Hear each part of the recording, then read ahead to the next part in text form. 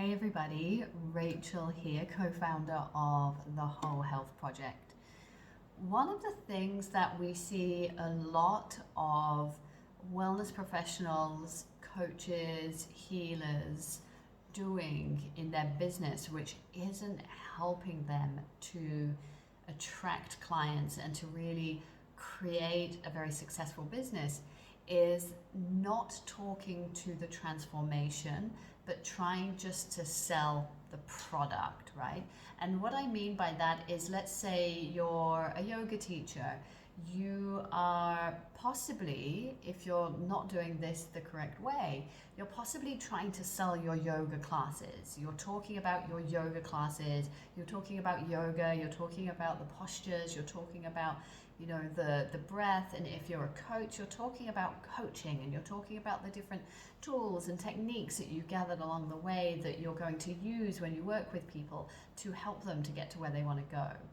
And this is a huge fundamental mistake which will instantly have your audience tuning out, because you need to sell the transformation, right? So stop selling coaching, stop selling yoga, stop selling breath work, and start selling the transformation that your client is going to go through and receive as a result of going through whatever technique it is that you have, or techniques that you have in your toolbox. So to give you a kind of practical example, think about if you are somebody that, for example, goes to yoga. Most people don't go to yoga just because it's yoga, right? They go to yoga because they are desiring something to happen as a result of them going to yoga. So it might be that they're going because they suffer from a lot of anxiety and they just want to feel a lot calmer. It might be because they just want to get more flexible because they're really feeling stiff in their body and they've heard that yoga is good for that. Or somebody who wants to get a bit stronger, but perhaps they're a bit nervous of like going to a gym, so they choose to go to yoga to strengthen their body. And then once you've thought that, so that's quite a sort of shallow level perspective, and we can start to dive deeper into that. So let's take the anxiety thing. Let's say you've got someone, or yourself, you suffer from anxiety and you've heard that going to yoga helps to reduce anxiety. Great, cool. Well, that's a transformation. But then here's a little technique, is start to ask yourself, well, then what does that give somebody? Okay, so let's say somebody suffers from a lot of anxiety and they go to yoga and they're able to feel a bit calmer. Well, what does that give them? What does that give them in their day-to-day life? How does that show up when they are feeling calmer? Well, for example, it might mean that they're less volatile in their relationships and less reactive. Cool, that's a great benefit, and that's a great transformation. So, and you can keep going deeper on this, right? Well, what does that give them?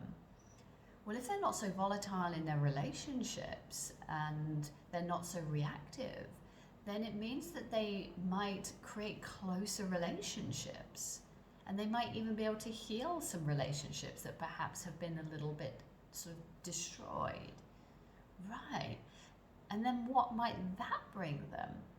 Well, it might just bring them a whole ton of peace of mind, knowing that they can go into friendships, relationships without this incessant worry that, the relationships are going to turn sour, right? And this could all be a benefit of yoga, right?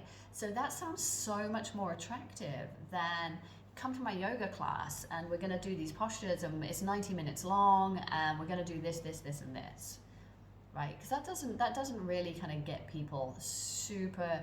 It doesn't allow them to put themselves in that picture. And for example, talking about the flexibility thing. So say if somebody is really stiff in their body and they want to get more flexible, well, what would that give them other than flexibility? Well, it might mean that they are more easeful in their body. They're able to move with more ease and more grace.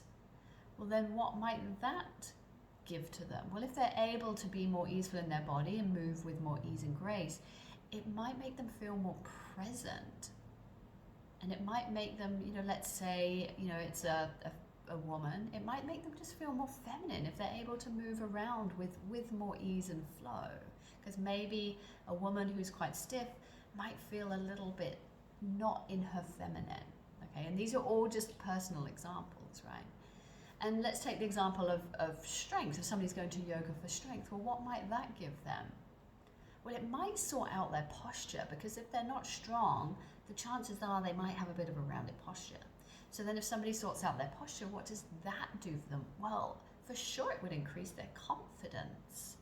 Okay, and then what would that do for them, right? So you can see how you can go layers and layers and layers deep. So just ask yourself this question, well, what would that give them? And then what would that give them? And look at the real tangible parts of their life. Like, look at how it would impact their relationships, their finances, their work, their lifestyle, their mental health, their physical health, right? We can dive into all these different areas. So, when I look at myself in terms of when I have opted to, for example, hire a coach or join a mastermind, I haven't just thought, oh, I really fancy joining a mastermind, or I really feel like just hiring a coach.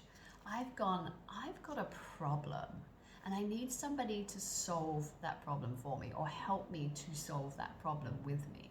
So let's say I've got some real issues around money and around finances, and I'm in real scarcity.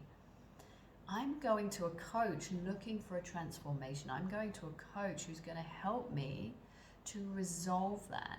And then what would that give me? So if I'm stuck in fear and if I'm stuck in scarcity around money, it will for sure help to alleviate my anxiety. It would help for sure to alleviate my stress and my worry, which then what would that give me? Well, it would probably allow me to be more focused, because if I'm constantly worrying and I'm constantly anxious and stressed about money, then I'm probably not going to be that focused.